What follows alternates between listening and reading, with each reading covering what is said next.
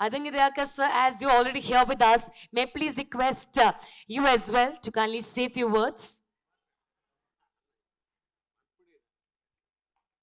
Yeah, good evening, everyone.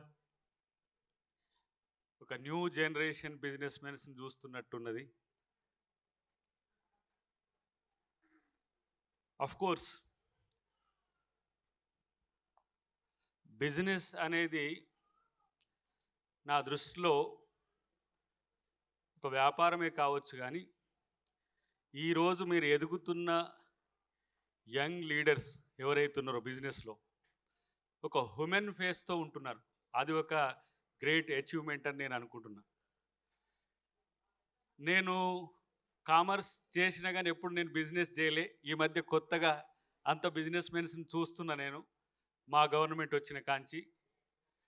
డెఫినెట్గా ఎవరైతే స్టార్టప్లు ఉన్నారో, ఎవరైతే రేపు మోడల్గా కొంతమంది బిజినెస్ మెన్స్ని ఊహించుకొని బిజినెస్ చేస్తున్నారో వాళ్ళందరికీ సరైన అవకాశం తెలంగాణ ప్రభుత్వం ఇస్తుందని చెప్పి మాత్రం చెప్పగలను.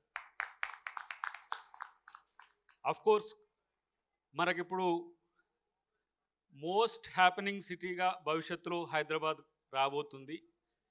ఇంత ఎకలాజికల్ బ్యాలెన్సెస్ ఉన్న సిటీ వరల్డ్లో ఇంకోటి ఉండే పరిస్థితి కూడా లేదు. రేపు మీకు ల్యాండే కావాల్సి వస్తే కూడా ఓఆర్ఆర్ నుంచి RRR వరకు కూడా ఎక్స్టెండ్ అవుతున్న దాదాపు 4 లక్షల ఎకరాలు రేపు బిజినెస్ మెన్స్కి అందుబాటులో రాబోతున్న పరిస్థితి. కాబట్టి బాగా మంచిగా ఆలోచించండి. బిగ్గర్ వేలో బిజినెస్ను వరల్డ్కి మీరు ఇక్కడి నుంచి అందించే ఒక ప్రయత్నం చేయండి.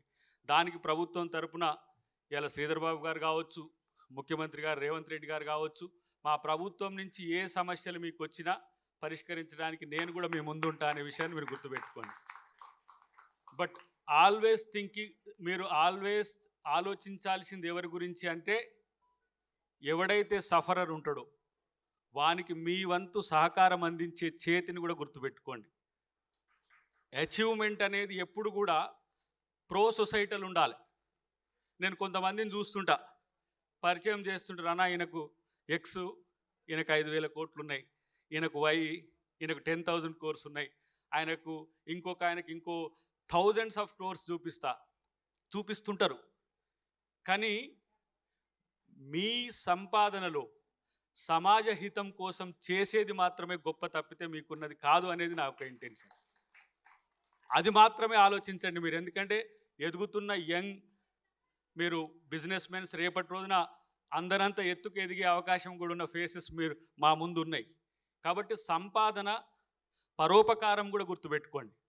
సంపాదన మనం బాగుపడడంతో పాటు సమాజంలో ఎవరైతే పేదలు ఉంటారో వాళ్ళ అప్లిఫ్ట్మెంట్ కొరకు కూడా ఆలోచించాల్సిన అవసరం ఉంది.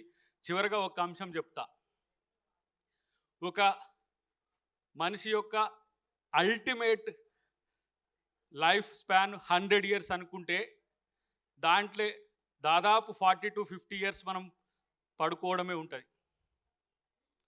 అంటే 60 years ఉంటే ఒక 15-20 సంవత్సరాలు మనం చదువుకోవడానికి సరిపోతుంది. ఇక ఉన్న 30 yearsలో మీరేం చేసిందనేదే చరిత్ర, మీ చరిత్ర. ఆ చరిత్రలో అందరికంటే నేనే నెంబర్ 1 ఉండాలనే కృషితో మీరు చేయండి. డెఫినెట్గా ప్రకృతి మీకు సహకరిస్తుంది. అది మంచి మనసుతో సహృదయంతో మీరు ముందుకు వెళ్ళండి. బిజినెస్ అనేది ఇప్పుడు వ్యాపారం అంటే ప్రజల్ని దోచుకోవడం కాదు, ప్రజలకు తన శ్రమశక్తిని ఇచ్చి ప్రజలకు మేలు చేసే వ్యవస్థ టుడే ఇలా బిజినెస్ అయిందనే విషయాన్ని గుర్తుపెట్టుకోవాలని చెప్పి తెలియజేస్తూ, మా నిర్వాహకులందరూ కూడా పేరు పేరున ప్రతి ఒక్కరికి కూడా కంగ్రాచులేషన్స్ చెప్తూ, భవిష్యత్తులో మీరు చేసే ప్రతి ప్రయత్నంలో నేను ఒక వన్ ఆఫ్ ది టూల్గా ఉంటా అని చెప్పి మాత్రం వాదా ఇవ్వగలుగుతాను. Thank you very much. Good evening.